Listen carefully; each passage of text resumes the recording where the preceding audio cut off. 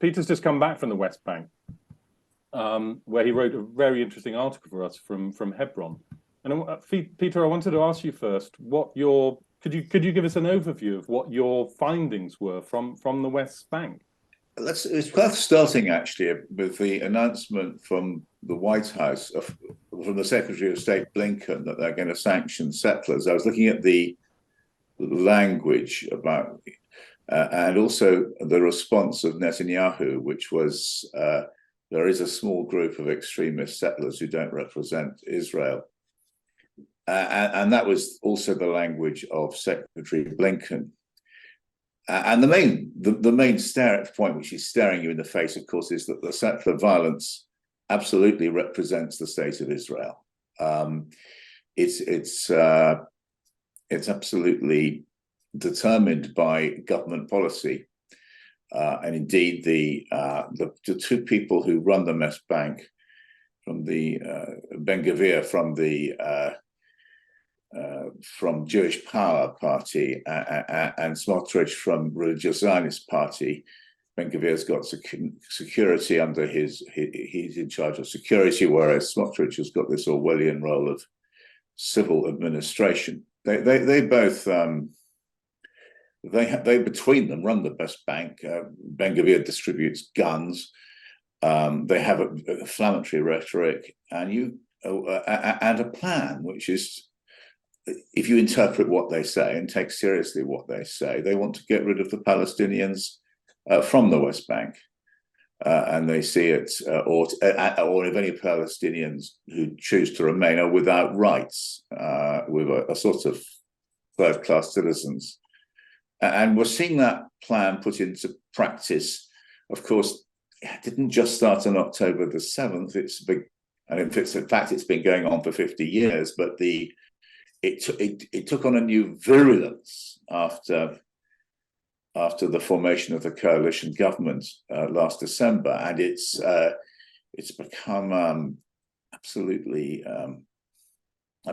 foul since October the 7th. It's very painful to go. I went around villages around the west of Nablus, where I was staying for a long time, going from village to village. Talking the olive harvest. It hasn't happened this year because settlers come down and stop it, and they sometimes shoot people, and they have guns. And the Mustafa Yatta, it was particularly sad because whereas in some parts of the West Bank where I was mainly, they're quite large villages, 3,000 people. Up in Mustafa Yatta and in the Jordan Valley, these are very small, isolated places, going back till time immemorial, and they can be swept away. And that is what is happening. We're seeing the sweeping away of these villages, and the people are being dumped into towns and so on. And we're seeing the destruction of this ancient way of life without any protest, of course, from the British government. Diane Corner, the Consul General, used to be quite vociferous in her protests when a child was shot dead by Israeli IDF or something, or a settler. But now she's gone mum. As far as I've monitored her, I'd like, it carries on its merry evil way.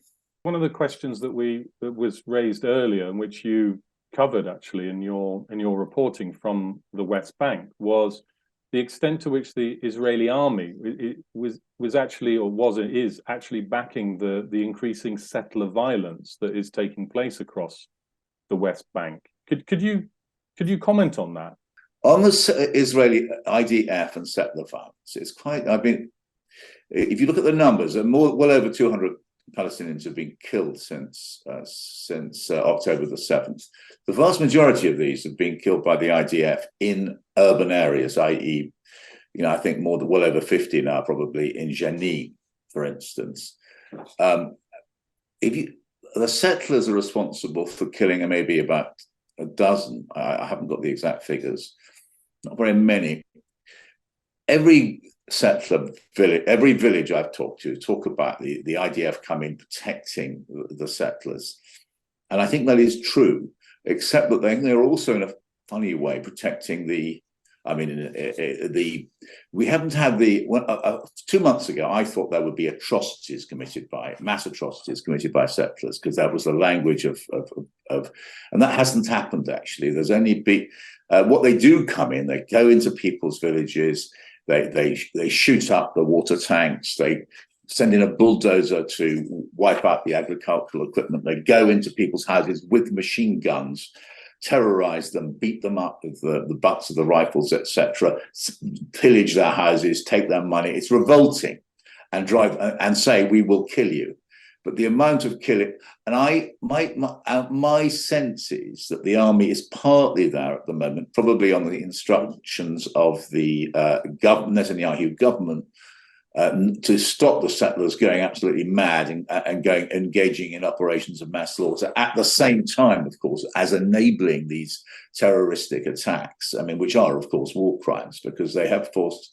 When I last looked, Salem said that the human rights group said that 16 communities have been vacated because it's so terrifying talking to these people, going up to the hills in Mustafa Yatta and sitting down with people who nightly are being terrorized by these horrible people. It's like the Ku Klux Klan, or coming down at you night after night.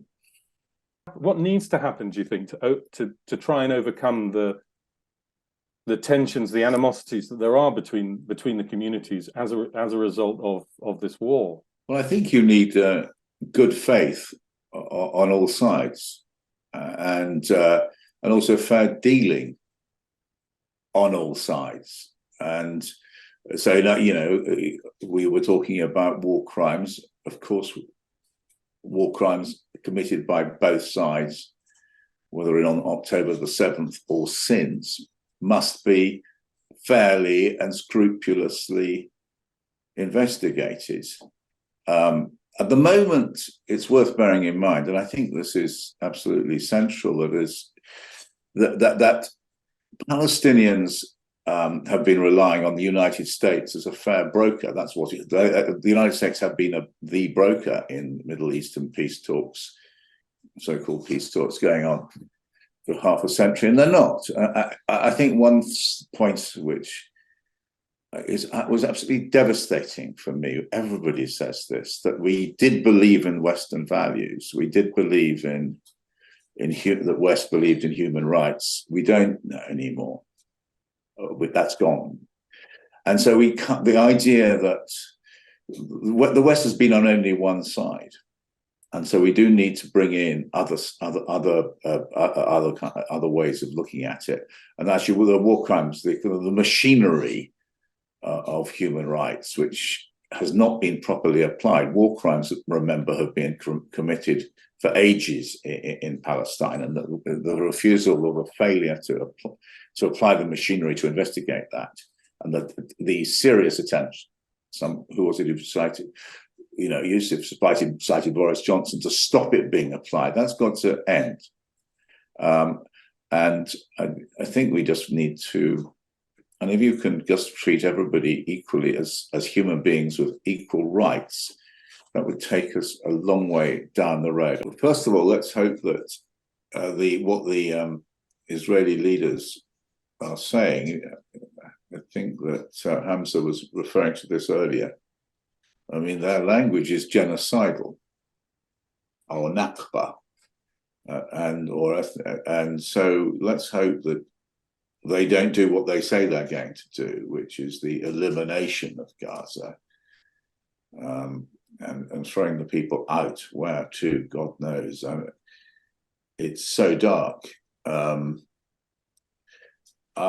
us hope out of this horror can emerge a political solution of the kind we're talking about, which does recognize the humanity and the human rights of every last person living in Israel and Palestine and Gaza. Britain, very interestingly, after David Cameron became Foreign Secretary, reversed its position on the ICC. It is true that in a disgraceful letter by Boris Johnson to the Conservative Friends of Israel, an Israeli lobby group, said that Britain would not recognise war crimes investigation into Israel-Palestine. That Cameron has immediately dropped that, and so that is, I think, quite helpful.